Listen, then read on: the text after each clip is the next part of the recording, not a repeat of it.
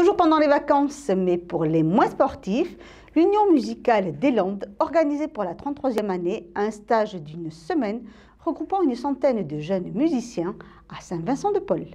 Alors l'objectif, il y en a plusieurs. L'un d'entre eux, c'est d'abord qu'ils se rencontrent, puisqu'ils viennent de tout le département. Ils sont 99 là, 99 stagiaires, d'à peu près entre 25 et 30 associations musicales. Donc pour qu'ils se retrouvent, ça c'est la première chose. Ensuite, pour qu'ils abordent un répertoire qu'ils n'abordent pas dans leur société musicale d'origine, qu'ils découvrent d'autres professeurs, qu'ils découvrent un autre directeur musical, en l'occurrence Bart Picker. Voilà, il y a plein de choses. On accueille donc les enfants le dimanche après-midi.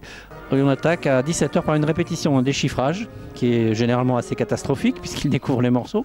Et ensuite on attaque vraiment les travaux le lundi. Donc durant toute la semaine, ils travaillent un programme musical qui a été choisi par le directeur musical.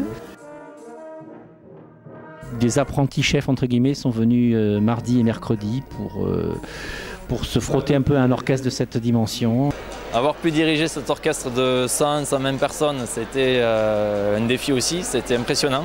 Les élèves sont très réceptifs et vraiment suivent le chef comme il faut. La direction, c'est quand même un art vaste, ça touche beaucoup de choses. Je pense qu'on a vraiment beaucoup de chance en fait, parce qu'il est extrêmement compétent, il a une grande maîtrise de la musique, forcément, c'est ses partitions, mais aussi de comment fonctionne un orchestre d'harmonie. Il a un très bon rapport avec les jeunes et avec l'équipe enseignante, ça se passe vraiment bien aussi. Sa grande qualité, c'est qu'il arrive à soutirer quand même le meilleur des élèves, tout en restant assez détendu dans une ambiance assez conviviale. Quand nous, en face, on a un chef qui sait exactement ce qu'il a envie de faire, d'avoir comme résultat, pour nous, c'est beaucoup plus facile en face pour les élèves de savoir ce qu'il faut jouer et pour nous, les profs, de réagir et d'essayer de travailler dans la même optique que lui quand on fait des travaux en petits groupes et en partiel. Je suis assez impressionnée de la motivation, de la demande des jeunes en fait. Ils sont très demandeurs, ils sont très motivés, ils sont à l'heure, en répète, ils sont quand même très concentrés. Cette année en particulier, je trouve qu'on fait vraiment un travail très intense et ça avance très bien.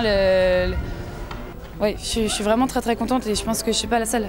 On apprend beaucoup de nouveaux sons à avoir, de nouvelles manières de frapper. On apprend aussi à s'adapter, à écouter, à développer l'oreille et à suivre. Ah oui, le niveau est très élevé. Oui. Et nous en percu, on fait toujours un débriefing après les répétitions pour savoir ce qu'il nous reste à bosser. Parce qu'on cale un peu tout l'orchestre. Une autre pièce à moi, c'est une pièce que l'UML m'a commandée.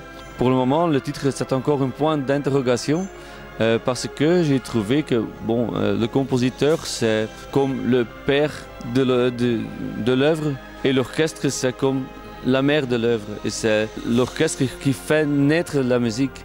Donc, on a dû choisir le nom. Et on a donc demandé aux musiciens de trouver un bon nom. On a fait un petit concours autour et on verra qui a gagné. Et ça sera édité avec ce titre qu'on choisit.